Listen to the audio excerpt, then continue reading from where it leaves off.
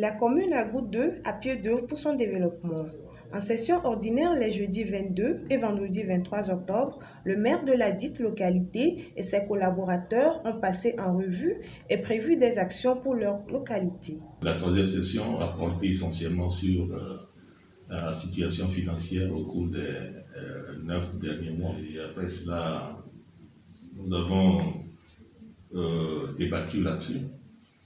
Les conseillers et les invités ont fait des apports, et cela pour améliorer le budget 2021.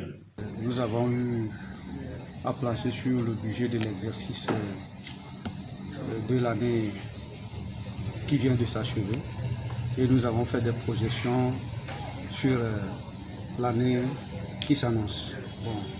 Au terme de prévisions budgétaires de l'année passée, compte tenu de la crise due à la Covid-19, nos attentes ont été déçues, c'est-à-dire que les prévisions n'ont pas été réalisées. Nous avons eu une baisse au niveau des recettes prévues, ce qui fait que les dépenses ont excédé beaucoup les recettes. Même si la commune est jeune et que la pandémie au coronavirus l'handicape davantage, des astuces sont mises en place pour booster son économie. Le budget de la commune a estimé à peu près 41 millions de francs CFA. C'était les prévisions. Voilà. Mais le virus ne nous a pas permis de pouvoir engranger tout ce que nous avons comme ressources et recettes. Mais néanmoins, nous avons pu payer des salaires et quelques charges, quelques indemnités également. Nous pensons que l'année prochaine, nous allons retrousser nos manches pour pouvoir obtenir tout ce que nous avons prévu pour le budget. La réticence de certains contribuables à payer les taxes municipales. Ils ne comprennent pas pourquoi.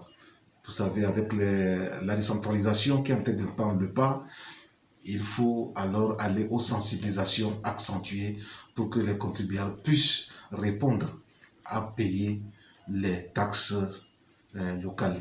On a pu repérer aussi certaines sources de récupération des recettes. Par exemple, la taxe de pâturage. On a beaucoup de bouviers dans notre commune qu'il faut aussi exploiter. Les participants aussi ont eu à nous dire d'exploiter les carrières de sable que nous n'avons pas. Donc un avis a été lancé au niveau des participants, des contribuables. Ceux qui ont des domaines à ouvrir des carrières peuvent s'adresser à la mairie. On peut aussi les aider avec l'Agence nationale de la gestion de l'environnement, ANGE, à leur trouver l'autorisation d'ouvrir des carrières. Parlons de la subvention de l'État aux communes et la gestion qu'on en fait. Les premiers responsables de la commune à Goutte d'œuf donnent des précisions. La part qui nous est revenue dans les 2 milliards qui ont été distribués, nous avons 15 millions. Mais je n'ai pas senti l'odeur de ces 15 millions-là. Pour les subventions de l'État, il y a eu le FACT qui a été doté. Les FACT ont été dotés et ces FACT ont été dotés selon les communes, selon la précarité, la pauvreté dans les communes, et la superficie et la population. Tous ces paramètres ont été mis en œuvre pour répartir les dotations de l'État. Et la commune à Goutte d'œuf a bénéficié d'environ un montant de 15 millions. Et c'est pour l'investissement. Ce sera mis pour réhabiliter les pistes, réhabiliter les ponts. Mais c'est l'Agence nationale de développement à la base qui va s'en charger de la gestion de ces fonds. La deuxième partie des fonds alloués sont des fonds qu'on a donnés à la commune aussi pour payer les arriérés des 6 premiers mois, c'est-à-dire de janvier à juin 2020. Il y a des arriérés au niveau des indemnités de fonction des élus locaux, des indemnités de session qui n'ont pas été versées. Il y a aussi l'indemnité des présidents des commissions aussi qui n'ont pas été versées. Donc toutes ces indemnités ont été calculées. Arriéré de l'INAM, arriéré de la CNSS pour le personnel, la Caisse nationale de sécurité sociale, tout a été comptabilisé et c'est un montant de 2 889 735 qui ont été alloués pour éponger ces arriérés.